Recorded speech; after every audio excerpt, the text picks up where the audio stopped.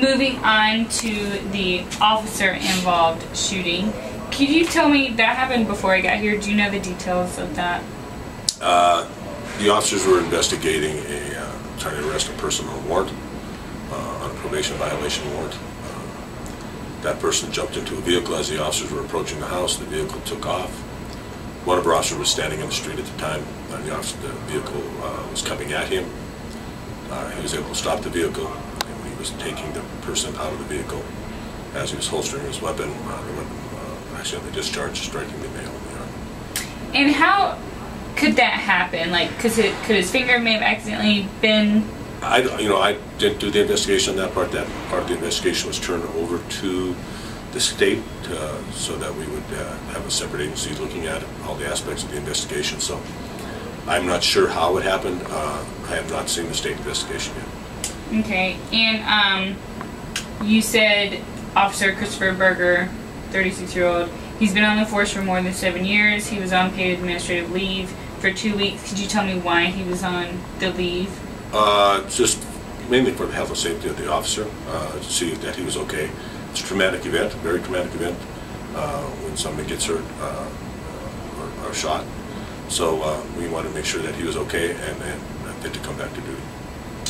And you said that something, I didn't hear the whole conversation, that it's to make sure there's not a conflict of interest. That's why you had the state investigate. That's why we had the state come in. All uses of force that result in injury or death to a citizen in view, we will have the state come in and take a look at it for us.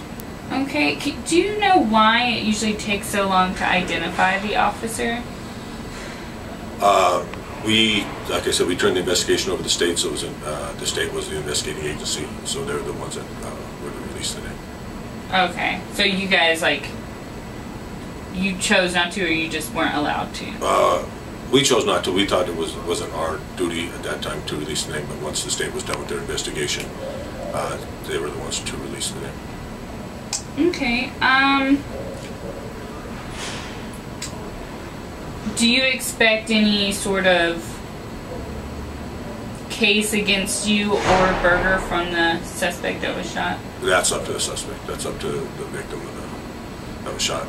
Again, the state's investigating all criminal aspects of the case on the person that was shot, and also on our side. Okay. Is there anything you can think of about either of these things? No, Officer Chris Berger is a good officer. He does a great job for us, and it's just a tough situation for him also. Yeah, you said it's scary for him, or could be traumatic, and luckily he didn't shoot and kill somebody, he just shot somebody in their arm.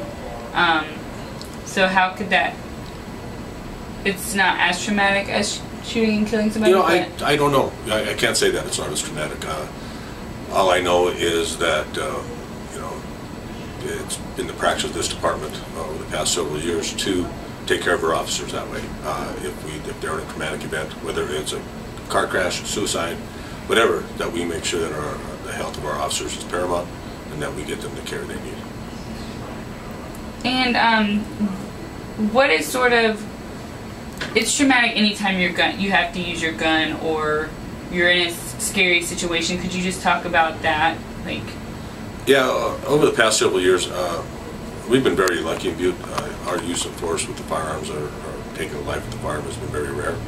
I know, in my case, myself, it is very traumatic. It's very traumatic on you and your family, and it's up to the department to take care of that officer